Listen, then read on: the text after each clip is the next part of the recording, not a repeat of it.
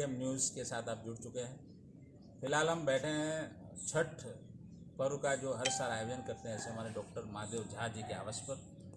और इस साल जो कोरोना नामक महामारी का जो रोग है उसको देखते हुए आने वाले समय में छठ पर्व को लेकर एक बहुत ही बड़ा असमंजस की स्थिति पैदा हो चुकी है कि छठ का पर्व किया जाए कि न किया जाए। इस मुद्दे पर डॉक्टर साहब ने समाज के कई आगेवानों से अपनी राय मांगी है और इसी अवसर पर आज हम यहाँ पहुँचे हैं। आइए सुनते हैं डॉक्टर साहब से क्या कहना है उनका और आगे की क्या रणनीति है त्यौहार को लेकर। डॉक्टर साहब, जैसा कि अभी फिलहाल छठ का पर्व जो है हर साल आप आयोजन करते हैं, इस साल का आपका क्या आयोजन? इस साल भी छठ महापर्व हम मनाने की पूरी तैयारी में थे। हम 1 महीना से उसकी पूरी तैयारी कर रहे थे।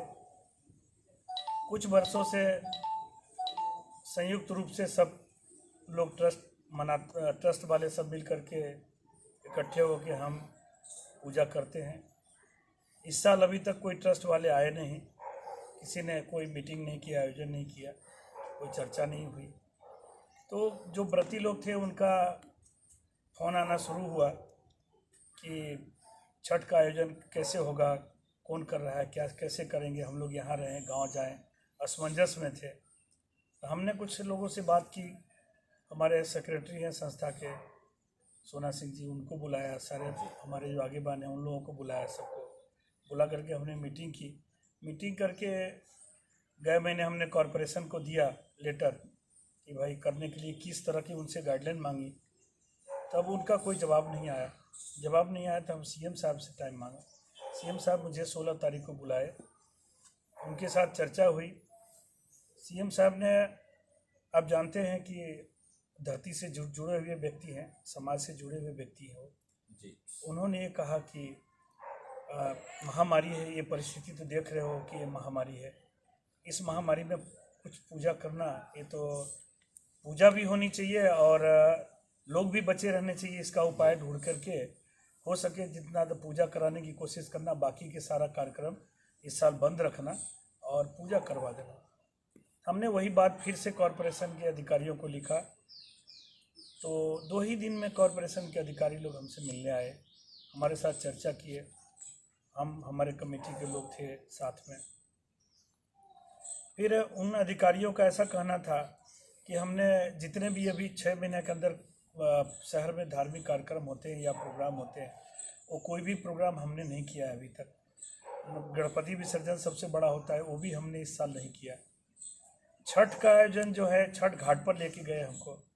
छठ घाट पर हम जाके देखे, उनका ऐसा कहना था कि इसमें भीड़ बहुत होती है, डिस्टेंस रहता नहीं है। खाली पूजा करने वालों व्यक्ति की यदि पूजा करते हैं तो ऐसा तो पॉसिबल है नहीं। फिर हमारी पूरी डिटेल उन्होंने हमसे पूछा हम लोगों से कि भाई किस तरह का क्या होता है। तो हमने जब उनको नहाए खाए के दिन से स्टार्ट किया उनको बताना, तो ज़्यादा से ज़्यादा इसमें पूजा में महिलाएं रहती हैं। उसमें 3 दिन का उपवास हो जाता है। महिलाएं पानी में खड़ी रहेंगी। वो पानी में कोई भी एक इन्फेक्टिव व्यक्ति आ गया और उसका असर हो गया तो उन दूसरे को उसका संक्रमण लगने में जरा भी टाइम नहीं लगेगा, तुरंत हो जाएगा। और ऐसे भी उनके 3 दिन के उपवास के कारण रोग प्रतिकारक शक्ति कम रहता है, उनको बहुत जल्दी इफेक्ट होगा। और ज़्यादा से ज़्यादा उम्र लायक और महिलाएं होती हैं पूजा पाठ में। तो सारी दलीलें दी, सब कुछ हमने सुना, उनकी बातें की। हमने भी बहुत सारे लोगों से चर्चा किया कि इसमें क्या करना चाहिए। तो अंत में जब लास्ट वीक से हम ये देख रहे हैं कि ठंड पड़ते ही प्रदूषण थोड़ा ही बढ़ा, उसी में 3 गुना ज़्यादा शुरू हो गया। हर तीसरे दिन डबल होते चला गया, दूसरे दिन डबल होते चला गया। कोरोना का प्रकोप फिर बढ़ गया। और अभी आज ही गुजरात समाचार पेपर में मैंने देखा कि कल सिविल हॉस्पिटल में अकेला 100 लोगों ने 100 की भर्ती हुई। पूरे अहमदाबाद में सब जगह फिर हॉस्पिटल भरने लगे।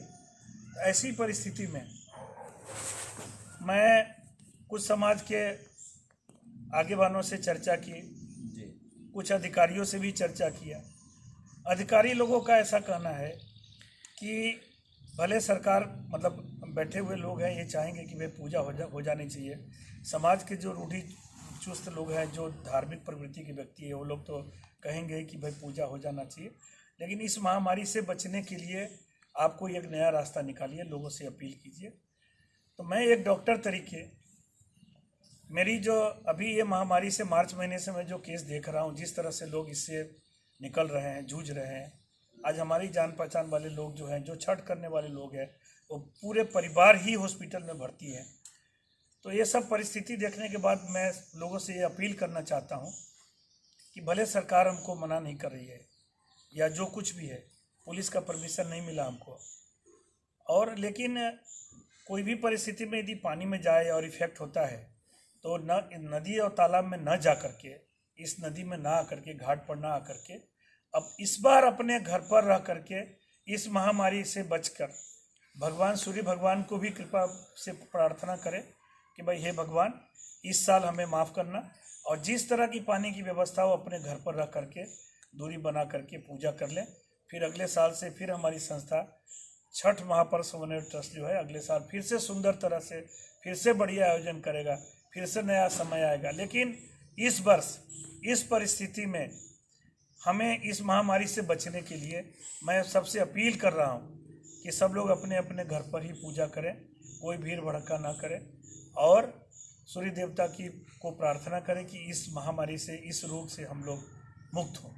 जी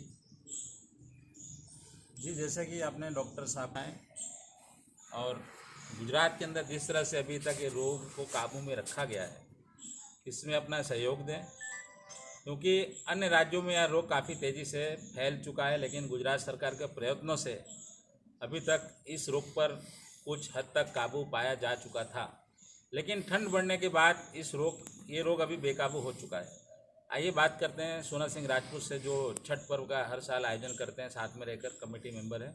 उनका क्या कहना है इस मुद्दे को लेकर। जी सर, क्या कहेंगे आप? पहले तो हिंदुस्तान की आवाज़ और टेडियम न्यूज़ को धन्यवाद। हमारे अध्यक्ष श्री डॉक्टर महादेव झा जी ने अभी अभी जो बातें रखी, मैं उस बात के लिए समर्थ हूँ, और मैं भी यही चाहूँगा और मैं भी यही लोगों को अपील करूँगा कि कोविड-19 जो महामारी पूरे विश्व में है, वो किसी से अछूता नहीं रहा है। जी बिल्कुल। और हर बच्चे और बूढ़े को ये इफेक्ट कर चुका है, जो काफ़ी लोग देख चुके हैं। मैं भी चाहूँगा कि छठ पर्व इतनी बड़ी संख्या में लोग करते हैं, तो इसका इफेक्ट सबसे ज़्यादा मुझे लगता है वो होगा। जी, मेरा अपील है इस छठ महापर्व समन्वय ट्रस्ट के ट्रस्टी के माध्यम से कि घर पे करें, सुरक्षित रहें, आप भी सुरक्षित रहें, परिवार को सुरक्षित रहें, तो हमारा देश, हमारा गांव, हमारा शहर सुरक्षित रहेगा। बस यही मेरी कामना है। जी, जैसे कि इसके पहले वाले वर्ष में जो आपने आयोजन किया था, उसमें गुजरात के मुख्यमंत्री श्री विजय भाई रूपाणी ने भी इस प्रोग्राम में हिस्सा लिया था और लाखों की संख्या में भीड़ एकत्रित हुई थी। तो जो लाखों भावी भक्त हैं, उनको आप क्या संदेश देंगे? लगभग जब से हम लोगों ने घाट का संचालन अपने हाथ में लिया है, तब से हमारे गुजरात राज्य के आनंदीबेन पटेल भी आ चुकी हैं हमारे स्टेज पे, और जब से अमित शाह जी भी आ चुके हैं हमारे स्टेज पे, और जब से विजय भाई रूपाणी बने हैं माननीय मुख्यमंत्री, तब से वो लोग रेगुलर आ रहे हैं। मैं देश को या अपनी प्रजा को या जो हमारे छठ करते हैं उनको यही संदेश दूंगा, कड़क में कड़क संदेश यही दूंगा कि अपने घर में छठ पूजा करें, अपनी व्यवस्था खड़ी करें, भीड़ में ना जाएं। भीड़ तो होगी, अगर भीड़ करेंगे तो होगी, पर अपने को छठ घर पे ही करना, बस ये संदेश है कि अपने घर पे करें और सुरक्षित रहें। जैसे कि दोनों अध्यक्ष जी ने यही कहा है कि घर पर रहें और घर पर रहकर छठ पर्व का आनंद लें, और कोविड-19